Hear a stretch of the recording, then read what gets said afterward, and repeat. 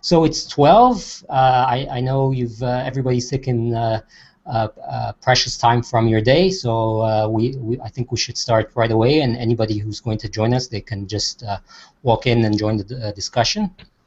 Thank you for making it to Soliya's information session about outreach officer job vacancies. Claudia is with us, who is Soliya's Outreach and Recruitment Officer, to give you an overview about this position and also answer questions you have about this position. I would just want to let you know that this session is live streamed, so people outside of this room can watch. And at the same time, it's being recorded for people who couldn't make it today. They could still watch it when it's available on YouTube. And this is something I'll send to you also as a link if you want to watch the video again later. So let's start with a quick introduction, just your name, location, and what you do. And then I'll give the mic to Claudia. Thanks, Walid, and thank you guys for making the time and joining the session today. So I'm going to start with maybe just telling you a little bit about what this position is like and sort of the strong points or the strengths that we hope to find in the next person taking up the job or the jobs, since at this point the position has been split. So it might be worthwhile saying that up until this point, I've done outreach for the East and for the West. So for both our Middle Eastern partners and our Western partners in the US in particular. And it's, it's a pretty intense job, I will say. A lot of it is around finding new university partners by researching them on the internet or following leads. And getting in touch with them, and basically having sort of a template or a message, a basic email that conveys the key points and sort of involves and encourages the reader on the other side to to reply and set up a meeting. So a lot of what you will be doing is research, contact, meeting over the phone. Or sometimes online. So, sometimes on in person. So Soliya, the past few years, has been allowing for some travel around the outreach position. My traveling has been mostly around the US, and that's going to be the case for whoever takes up the outreach position for the US. Similarly, the person in Cairo is, I think, probably going to be traveling to places in the region to attend either conferences or events or going to speak to particular partners. Generally speaking, for regular university partners, we will not be traveling there, but we will rather have multiple conversations over time and build a relationship. So don't expect to be traveling for every single university partner, although there will be some traveling, and it's really up to you to also research events and conferences where you think that we have place, and in which you think that we could give a workshop, give a talk, sort of present in front of the target groups, which are typically professors, university administrators, people interested in conflict resolution and ADR, ADR being this field, basically.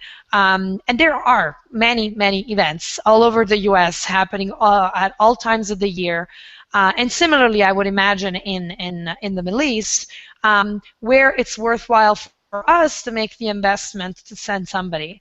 And also, of course, the more the conference organizers can cover in terms of attendance, participation, waiving of registration fee, and so on and so forth, the more chances you as outreach officers stand in making the point with management that this is a worthwhile place to go, event to be at, and so on. So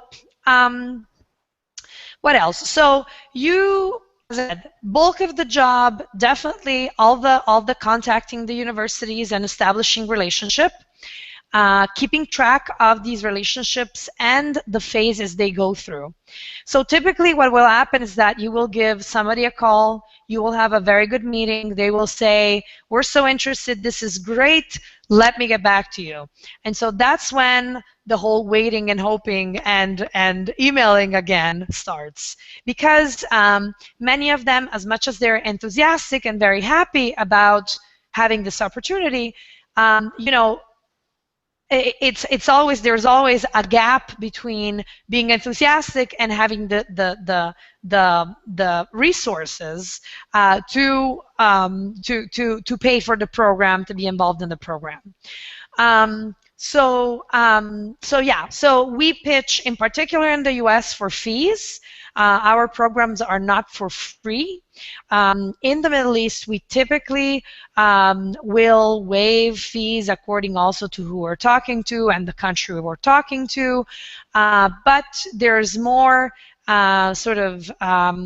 we're more relaxed in our payment policy because most universities in the Middle East are anyway public, and students most of the times don't even pay to attend their courses. So obviously we cannot apply our fees to the Middle Eastern world.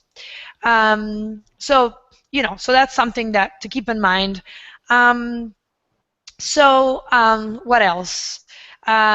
You will also ideally reach out and do research on US and New York-based and DC-based and Cairo-based organizations that work around conflict resolution, because those will be your most obvious and primary and direct contacts. So you want to connect to those organizations because you will get speaking engagements, you will get the opportunity to attend a fair, a professional development fair, something, an outlet, a place where you will be able to talk about what we do. So that's what we want to do. Like the outreach officer is very much the face of the organization. You're always out there, you're always promoting, you're always putting, sort of being, again, the face of Soliya in the public world. What else? Yeah, so sorry, I'm jumping a little bit around, but point being that one of the challenges of this work, I would say, is very much the whole pitching for money. So asking for money from others to have to cover what it costs us to run these programs, and also keeping up with communication. So you will have to send many emails. Be prepared. It takes time to build relationships. Some of the relationships I've been working on, especially if it's big, important organizations or universities, is really takes time. Takes really a lot of time. Multiple visits, multiple calls, multiple adjustments also in documents. So this is another thing. You will be producing a lot of documents. We have in place a bunch of documents that talk about the Connect program, the facilitation training, which are the two programs of Soliya that you will be pitching about. So the Connect program being our flagship program, and the facilitation training being a training and practicum. So not only being trained in conflict resolution and facilitation, but also practicing by being a facilitator in our Connect program groups. So so you will be pitching these two programs, and you will have to produce documents and flyers and two-pagers and longer documents to really convey what we're talking about and what these programs are like. And this is another challenge because many people, as much as virtual exchange and online dispute resolution is really catching up in terms of numbers and people who know what this is and people who are interested and organizations who are interested and so on, this is still a relatively new field. And so you will have to use, and this we've been developing a lot in the past few years, a lot of video content, video material, short videos that you will send to our potential partners to say, hey, look at this video and get a sense about what Connect program is like. Because they, as much as you want to say we have our own platform, we do this, we do that, people don't really understand what it is like in real life until they see it. And so this is why we use a lot of video material, and this is why the material, the documents that you will be producing need to be adjusted and need to be edited according to who we are sending these documents to. So this is going to be a big part also of your job, and you're not going to be doing it alone because we have somebody working in development, and Waidehi Gokale, who is my manager, basically, and who will be the next person's manager. I think the manager for the person in Cairo is going to be Soha. So anyway, there's going to be two separate managers for the person in Cairo and the person in New York, and they're going to be working with you on creating these documents and making it so that they are good and ready to go for the target group, for the universities and the target groups that you are aiming to reach. So yeah, so there's document production, presentation production. So we use Prezi.com, which some of you might be familiar with. I will, Walid, if you can maybe post a link or something to it. So basically, Prezi, thank you. Prezi is like a PowerPoint, but it's more interactive. It's more fun. It looks much, much better than a PowerPoint. And it is very, very cool. I have done a Prezi for Soliya, many Prezis actually, edited them over time.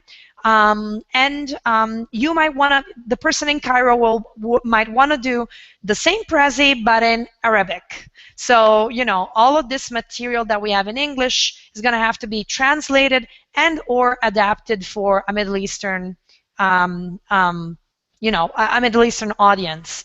You will have some time to get acquainted to what Prezi looks like, what it how to edit the Prezi, and all this other stuff. If you prefer to go with a regular slideshow, perfect. If you're really good at that, totally fine. But these are just new ways to present ourselves. And Prezis are pretty cool. As I said, they're very dynamic presentations. There's a lot of things happening in the presentation while you're giving it. So it's a fun way to involve people in what you're saying and what you're doing. And you can embed videos, you can embed pictures. You can basically do anything with Prezi. It's pretty amazing. So anyway, that was sort of a tangent on Prezi. I'm a big believer. I really like it. So anyway, so what else? So as I said, so the other thing is, so I was saying before that one of the challenges is both keeping up with your connections and sending regular emails and updates and checking in with people who disappear. You will have that. That's a fact. People are busy. People have stuff to do. They forget to email you back. You have to email them back. You have to have a lot of patience. So don't get, upset, don't get stressed out. Just understand that for many of these partners, you might not be the first thought on their minds, but you will become the first thought on their minds if you are patient enough and follow up enough. So just hang on in there, be resistant, and do your job. So So the other challenge is pitching for money, and this is in particular for those interested in the U.S. position. Pitching for money is difficult.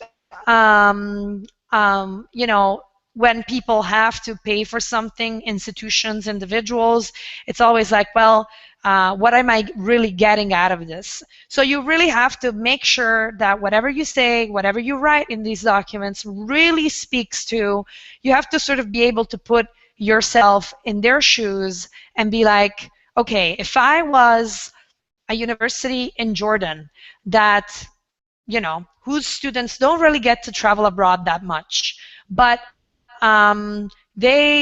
or you know, might be the same for a community college in the US, a small college in the middle of the Midwest whose students don't get to travel a lot as part of their education.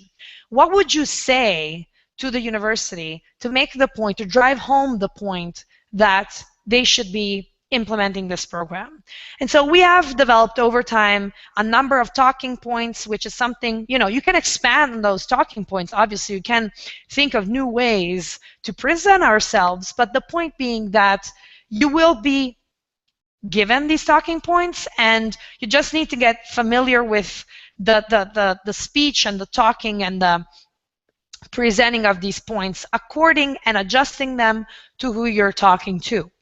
And you know, and also we are very flexible about the fees. Also with our U.S. partners, what we say is that, you know, we're an NGO, we're mission driven.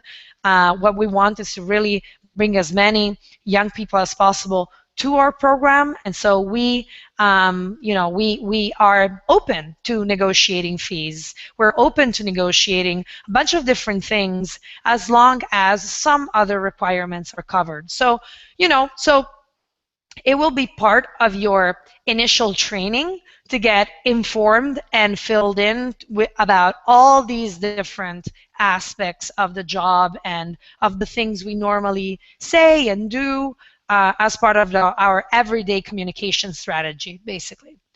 What else?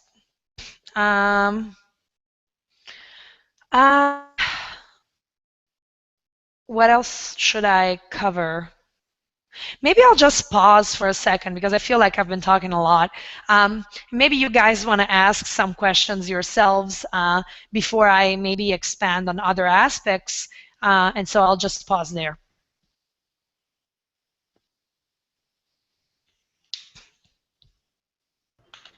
Please feel free to type also questions. Oh, Ahmed, go ahead. Okay.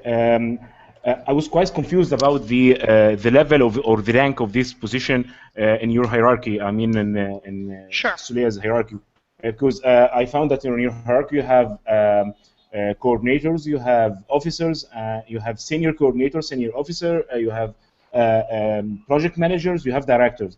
And when I was reading the TORs of this position, I noted that this officer is supposed to report to the program director. Does this mean that this position is equal to a project manager, or it's lower or higher than a project manager level? That's a very interesting question because the reality is that yes, our hierarchy is something like we have coordinators, we have officers, we have managers, and we have directors, and ultimately we have the CEO, right? So the thing is that in this position, I report directly to two managers. So one is Salma, because Salma is the director of programs and she oversees both Connect program and facilitation training. And then on the other side, Waidehi is the director of partnerships, and so she has an interest in being kept informed and knowing what is going on in terms of partnerships. So, you know, I report to both, and as you said, being an officer, in theory, I should be reporting to a manager, but we don't have an outreach manager. We have me and we have the directors. So, what can I say? I think, and similarly, let me finish sort of circling back to the hierarchy. Similarly, I think that the outreach officer in Cairo is going to report to the partnerships director, which is Soha, based in Egypt. And also, again, it's a direct relationship between an officer and a director. I think that a lot of this work can be in the considered sort of close. You have a lot of, I would say that there is a lot of independence in making this job what you want it to be, and what you think it is, it should be. According to, I have done a lot of speaking engagements and took a lot of initiative also in terms of, for instance, partners coming to us saying, there's this small grant, we really want to work with you, but could somebody help me fill in sections about the work you do? And so they come to me and we write together a proposal, a small proposal. So don't imagine that you will be writing project proposals, because that's not your job, but there are times when you're going to be writing those proposals and taking the decision and the initiative to do so, right? So you always interact with the directors, check in with them, but you also have some space and leeway to make your decisions about something.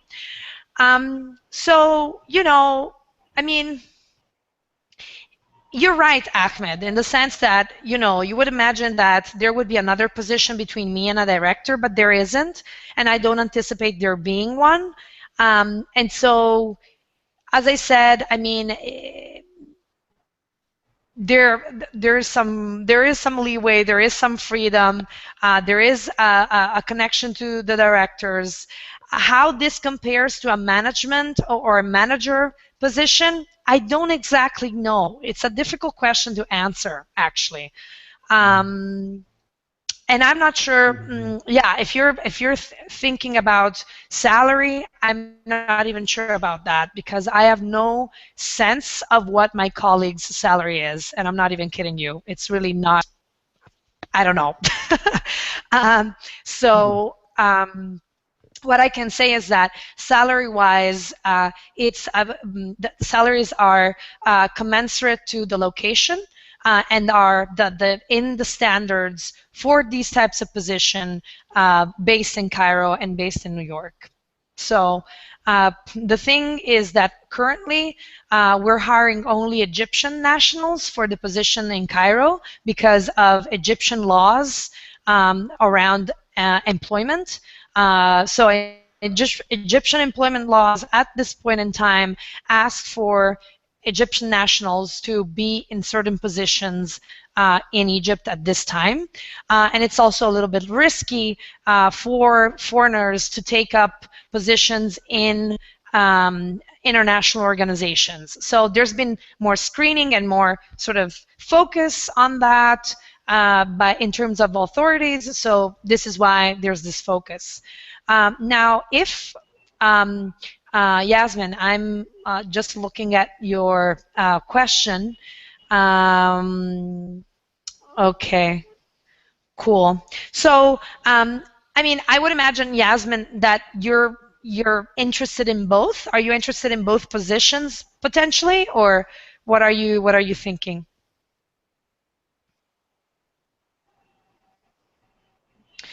To answer your other question in the meantime, yes, there has always been an outreach officer. This is not a new position. The news is that while before one person was doing East and West, now we're splitting. So we'll have one person doing all the Eastern partners and one person doing all the Western partners. That's the only difference. So from where do we get our funds? Well, a number of sources. We, as I said, charge some of our partners fees. There are foundations all over the world that we apply for funding to, and this is the development department that does all the big grants and writes all the big grants. Then we have private individuals, foundations, also the US government and other governments in the world that support the work we do, like the Norwegians or the I think the Swiss, that have a stake in supporting organizations and projects in this field, also fund our work. And it's always through grants. So they come out with a proposal for implementation of a specific of programs like ours in specific regions. So we apply, and if we get the funds, we obviously continue our work. So that's another thing. Yeah. Other questions? I would just want to make sure I haven't skipped anybody.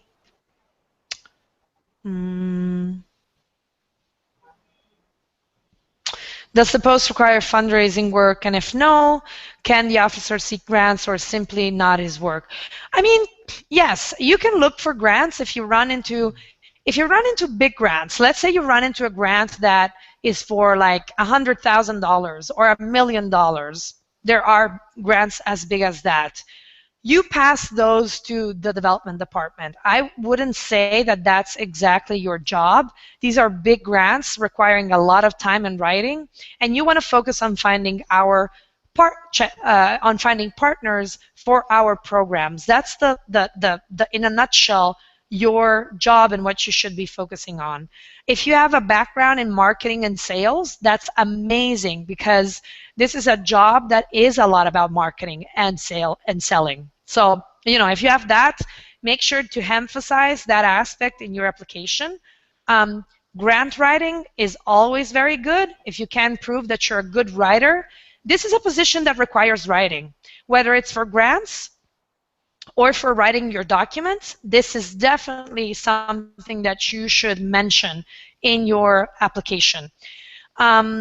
Also, if you're familiar with the organization, some of you already are, if you know us well, if you've been around and know the community, that's also another thing to emphasize, because it's much, much easier for us also as staff to sort of train somebody in what we do, somebody who already knows who we are and what we do, so we don't have to start from like zero and work it up and try to explain ourselves.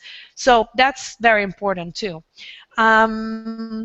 So that, going back to the question, there will be some fundraising in the sense that, as I said, some universities might come along and say, my state, my government is issuing a $2,000 grant to implement programs like yours. Can you help me write this small grant? Totally, yes. This is something that you should be able to do, and also relatively fast. This is because we have a ton, and you will be inheriting this, so you don't have to freak out. You will be inheriting a ton of written material. I keep records of every single grant that I helped people write. So you will be simply having to look through this stuff, copy, paste, change, edit, but you don't have to do everything all over again. There's no need for that. So there will be some grant writing, not a lot, and it's going to be mostly for smaller grants. Yeah. Okay, I have a question about the legal registration of the foundation in Egypt. Is it registered as an international NGO or a local NGO or a for-profit company or firm? Question, and I don't know the answer. I can let you know about that, or you can actually, I can let you know about what is our status in Egypt. I don't exactly know. I don't know if, Walid, do you know? Do you happen to know? What is our status in Egypt? No, I don't. So okay. I think, no, I don't. I think, yeah, getting back to Ahmed would be the best okay. answer. Okay. Thanks, okay, thank Yasmin. You. So there you go. Okay, I have another question about the work in. Yeah, thank you, Yasmin. Go ahead. Okay, I have another question about the work environment in Soliya. because I could see that the team working in Cairo, it's somehow relatively a small team. So if there are any work environment, I mean, something for example, for capacity building for the team members. Actually, if there actually a supporting team for this post, or I'm going to work alone on my own. Another question. Let me Sure. get started with this question, then I ask another one. Sure. Okay. So basically, the person you will be working with more closely is Soha. So it's your boss. And a supporting team in this position. Not really. This is a pretty lonely job. You will be interacting, though, with the person in New York. So the person in Cairo and the person in New York, I anticipate, will be working closely so that you guys can help each other out. So, but mostly I wouldn't say that you have a supporting team. It's just a pretty there isn't an outreach department. There's nothing like that at this point, at least. It might be that over time this role, this part of Soliya grows and there will be more hires around outreach, but for the time being I would say that the closest you get to a team is your partner in New York or in Cairo, depending on where you're based. Yeah, so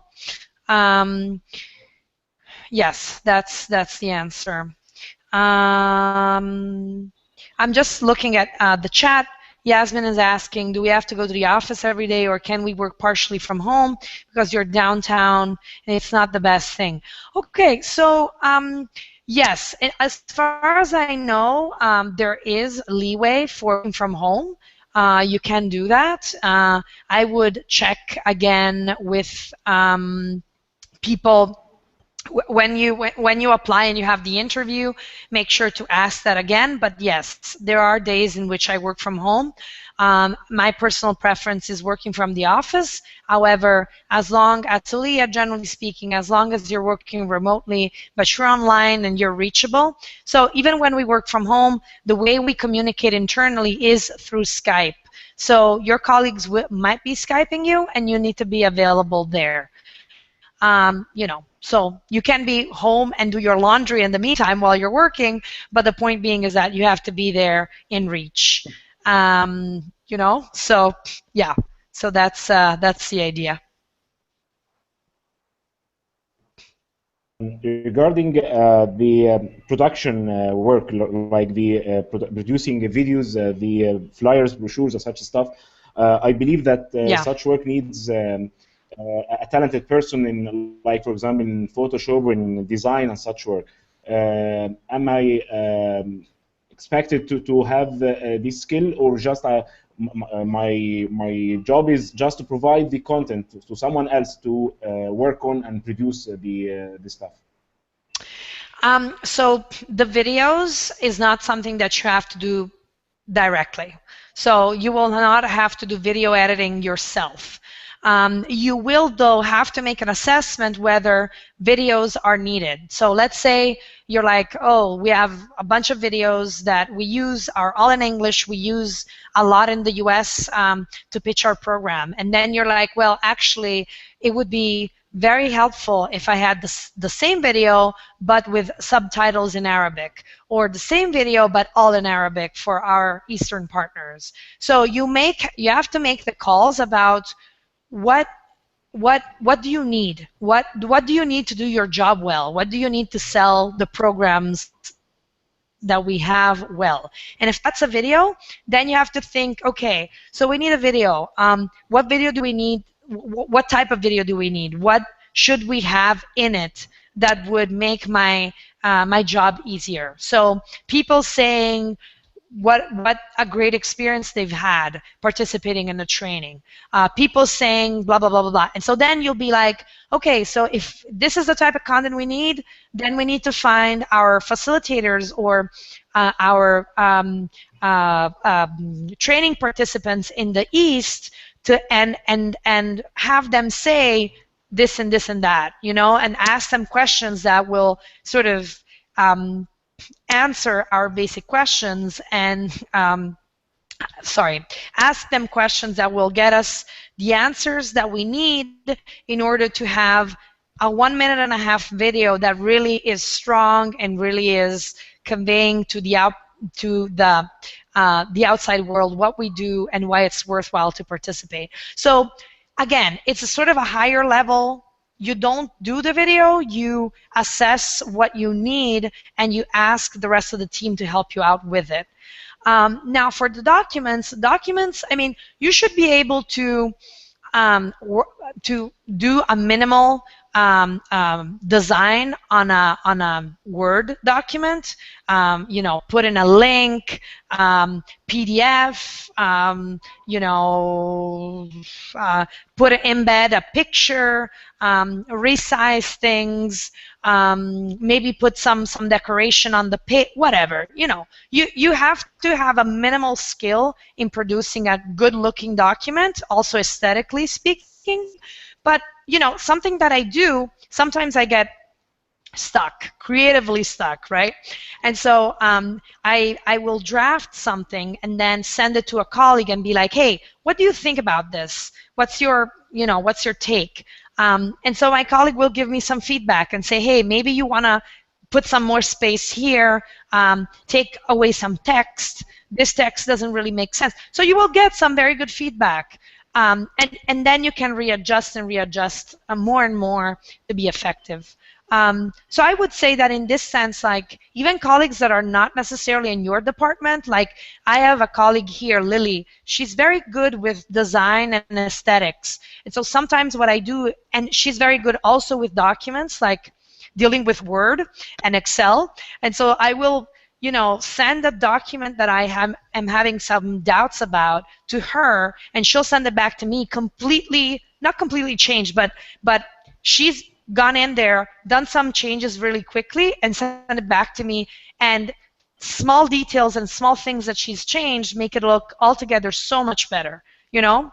So this is, I mean, you can send these documents for feedback to your director. This is another thing, like, I want to point out that even if we do have some hierarchy, Soliya is also a very, very relaxed place. You will have a very good relationship with your colleagues. Your directors, your managers are people you can at any time go to and say, hey, I have a doubt about this. Sometimes I get stuck on emails. Sometimes they're very sensitive emails that need to go out, and I draft, and then I'm like, shoot, I have 2 or 3 doubts about if I should say this or not in here. And so what I'll do is that I'll literally send it to my manager and say, can you give it a look? Do you think this sounds right in here? So, you know, so you're expected obviously to deliver and do your job, but I wouldn't say that it's a relationship where you need to fear asking for advice on something. You know, we all have these moments where, you know, you've been sitting in front of your computer for 6 hours, you're brain dead, and then you're like, oh my God, I need to write this email and I need some help. And you can totally like shoot it out to your manager and, you know, ask advice. So just know that the atmosphere in this place is really relaxed and that it's not about, you know, I'm the employee, I am under this person, and I should not be asking this. It's not like that. It's very, very chill. So, you know, we really help one another a lot. Media department, or do you outsource it to media companies? Okay, so we do have sort of a media department. We have 2 or 3 people at the organization that are very good with video editing. That's all they do. And they produce continuously very good videos about the sessions and the work we do. And we use those for communication and promotional purposes. These are people that you can reach out to at any point to help figure out the best way to create the video you need, right? Again, as I said before, you assess the need and then you sort of try to figure it out with the rest of the team. in case of example, we want to do some. Hold on.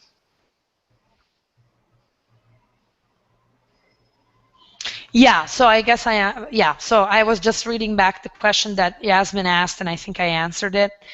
I mean, live and films, don't you?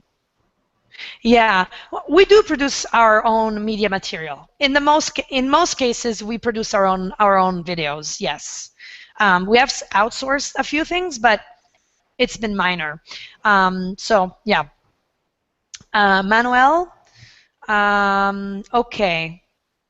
Yeah. So Manuel, basically the idea is that so a couple of things that to keep in consideration. One is if you are a non-US citizen applying for this job, be aware that you're going to have to work on a visa, which means that it's going to be a process that takes time and also something that you will have to negotiate, because once you are shortlisted, you're going to have to talk about your salary, and getting your visa for the US is expensive for the company. So it's an expense that you cannot cover yourself. It's the company that needs to cover it, which means that that amount of money is somehow being factored in while you're talking about salary. So, you know, just a heads up that that's sort of what is going on here. The hire, we're hoping to hire somebody by mid-July at the latest, for at least the New York position. Cairo even a little earlier, but more or less I think that it's by mid-July. And this is because I will be working in this position until the end of August.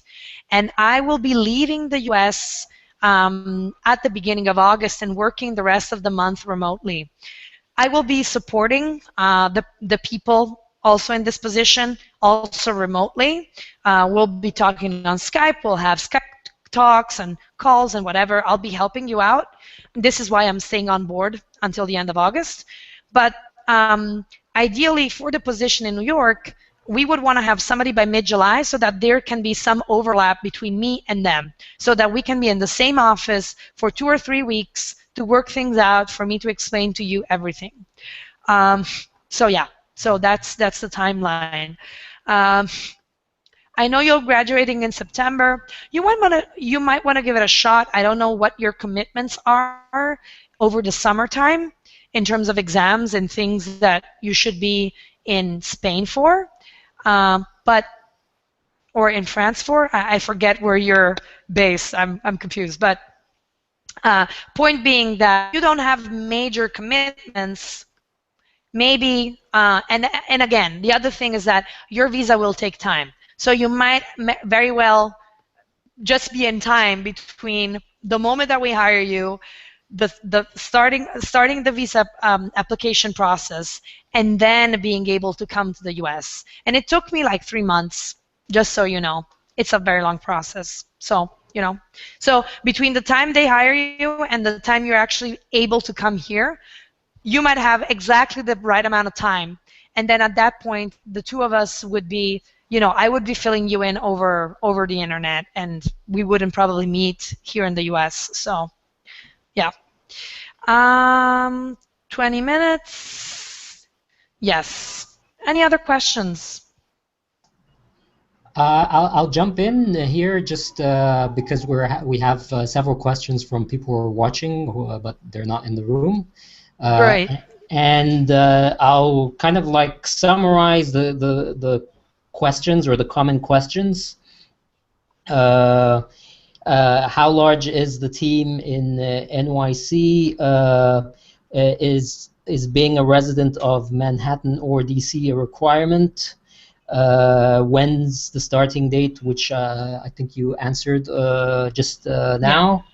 Mid-July, yeah. Yeah. And the selection process, how long would it take? Which I imagine also, you know, start date would answer that. So just Exactly. to go back, is the requirements for the U.S. position? Do you have to be a resident of Manhattan or D.C.? Yeah. Okay, so yes, I would say that you should be based in DC or New York. So, you know, some of you might know that Soliya is coming together with Search for Common Ground, which is a big conflict resolution organization based in DC. So currently, we have a situation in which some of our colleagues in New York, and we're around here in New York, we're less than 10. And some of us are going to be relocating to DC, and some of us are going to stay in New York. And the office in New York is probably going to wrap up and close in November, which means that if you're based in New York, you're going to be working remotely. Now, if you're based, let's say you're based in Los Angeles and you want to stay there and you cannot, you know, move to DC or move to New York for whatever reason. This is something that you would talk about, you know, while you're applying. So make sure to say, if you apply in your cover letter, that you really want to be based wherever you are, not in, or let's put it this way. Let me backtrack for a second. Please mention in your cover letter where you want to be. DC, New York, or based wherever you might be, right? So just mention it so that we know.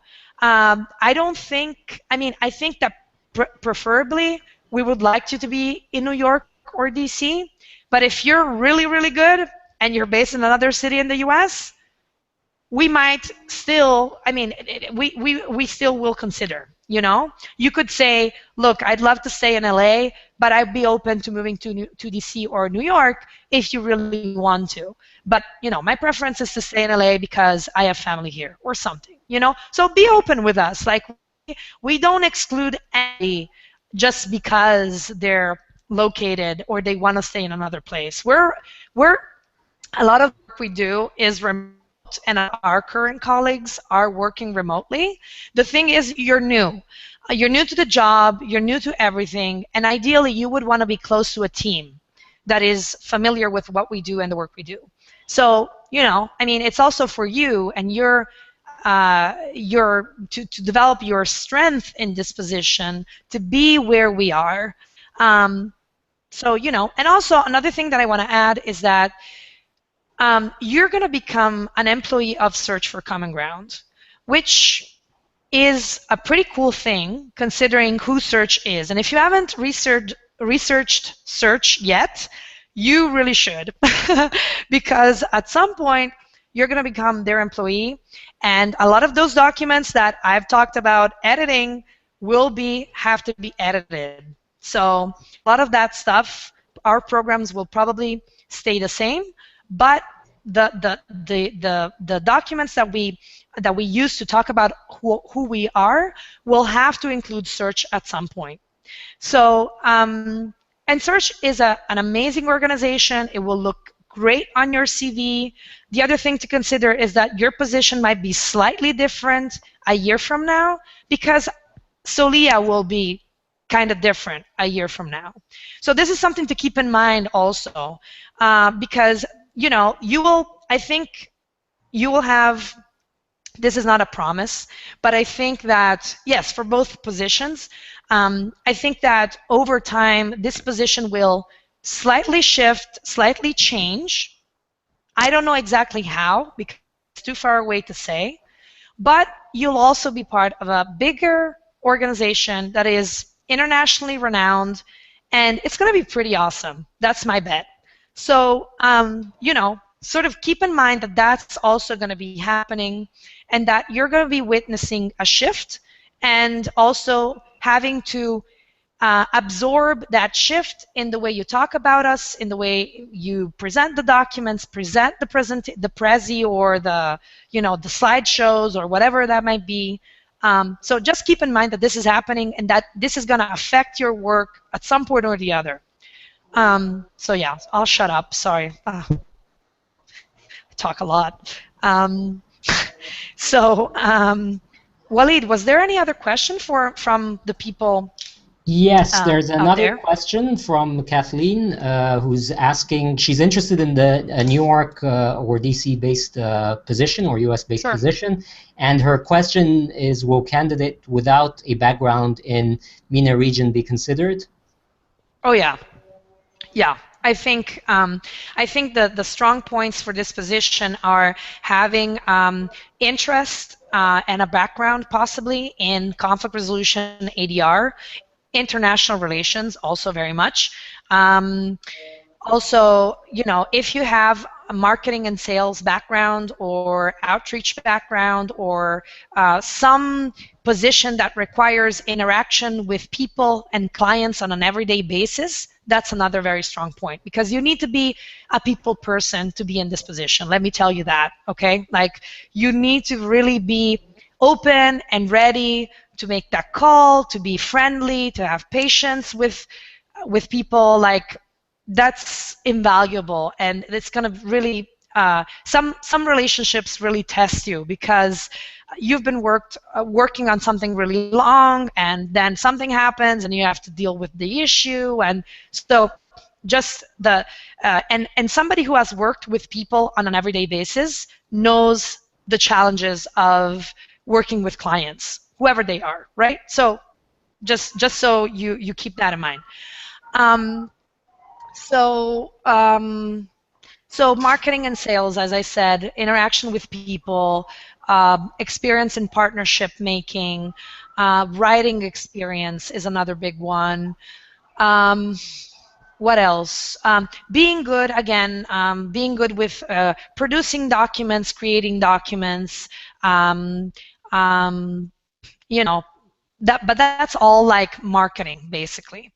Did I miss something, Walid? What was the question again? Sorry, I go on tangents all the time.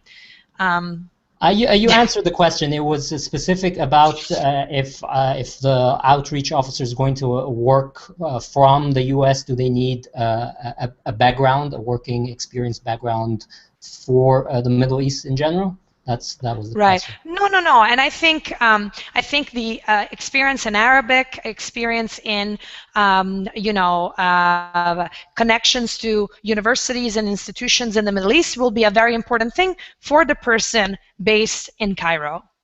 So, and I would say the same. Like, if you have a background in the US working with universities or working in education, if you have contacts in the educational system in the US or with universities in the US, that's really big. So say that. Say that in your applications. Yes, so that's also very important. Or and Cairo the same, huh? Like, if you have connections with big organizations in the Middle East who do this type of work, please mention that. So yeah. And there's a question from Yasmin. I'm lending her my voice. Is Turkey one of the Sure. countries you seek a partnership with? Sure, absolutely. Yeah. Yeah. Absolutely. Turkey is always a very interesting country, because it's east and west. And so it's very, very much to our interests. Obviously, there's a number of universities and actors that have, some more conservative universities, some very liberal universities. They're across the whole spectrum. And culturally speaking, they're very intriguing. And so, yes, by all means, that's Turkey. Is always a very interesting one.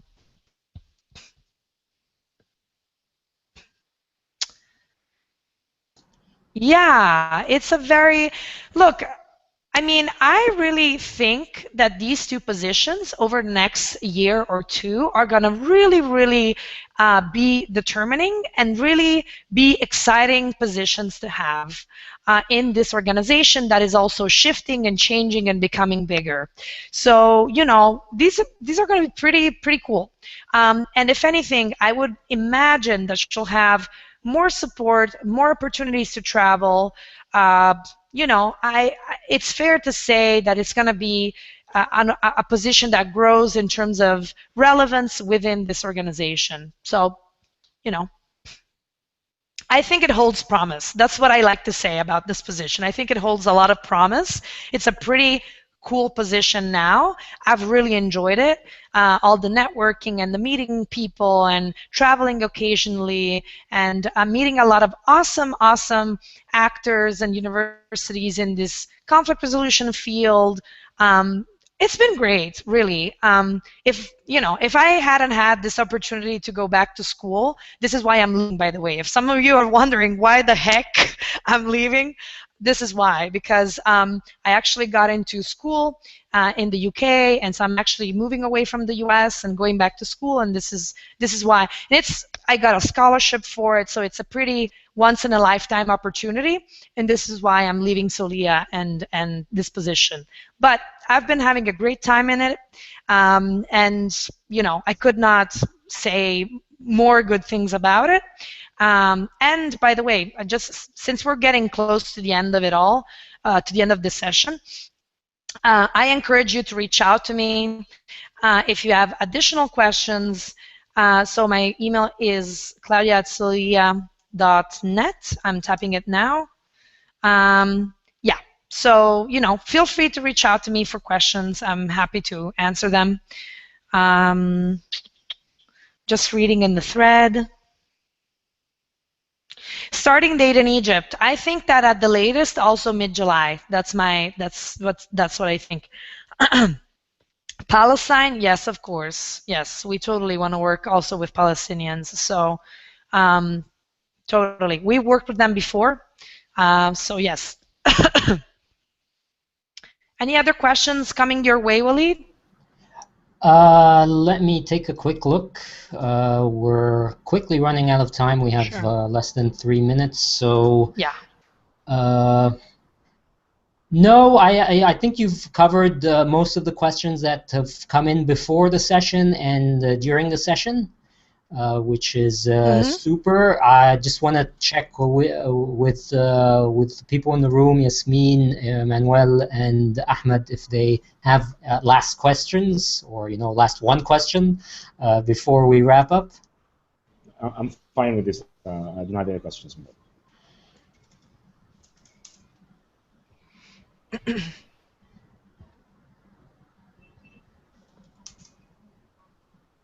Okay, any last words, Claudia? No, I think, good luck to everybody who wants to apply. I think, many of you, I don't know a lot of your backgrounds, but if any of what I said resonates with you, give it a try. Reach out for advice or other questions. Don't be shy.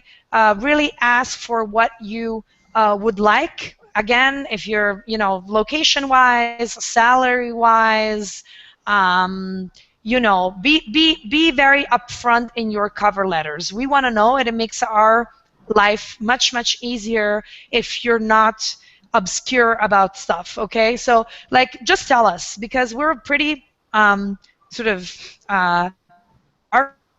in the organization is very fluid and very straightforward. So we like when people have come to us with a very clear idea in mind of what they want and what they would like to do. So don't shy away from asking. Just do it. So yeah, fingers crossed, Yasmin. Yes. So I would say that's it. Those are my last sort of thoughts. And thanks, Walid, again for organizing this. Thanks to all of you guys for participating. One's remotely, one's in the Hangout. It's been great to share all this sort of experience from on the road, quote unquote. Great, thank you so much, Claudia. Like you mentioned, Sure. Thank everybody who made it to the room. I'd also want to mention the people who've sent questions or are on watching us now: Alison, Jillian, Ahmed Zafin, Kadeen, Ramona, Rania, Aaron, Kathleen, it's a long list, so I don't want to forget anybody. Kathleen and Omneya. So yeah, that's a wrap. Thank you so much. Sweet. And yeah, Claudia shared her email. So if you have any questions after the session, please send it to her.